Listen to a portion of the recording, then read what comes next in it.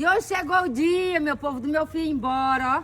Rapaz, tomara que ele não faz igual ele fez antes. Passou um monte de tempo. Agora ele vai voltar, gente. Ele vai, mas ele vem pra terminar o serviço do Adriel. A última vez que ele veio aqui, gente, ele passou 7 dias, há 8 anos atrás. Aí passou 8 anos. Dessa vez passou quantos dias, Taká? 14. Agora é com 16, mãe. 16 anos. Não, moço, não vou demorar mais não agora dessa vez. Gente, ele tá falando que vem pra terminar o serviço do Adriel. Se eu tô confiado pra ele voltar, rapaz. Mas esse menino tá demais, ó. E fim do ano nós estamos aqui de novo. E eu quero é que ele venha morar aí aqui em casa.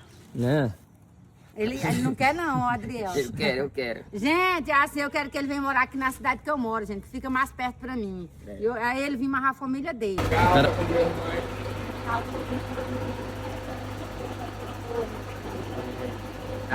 Já que eu tô de volta de novo.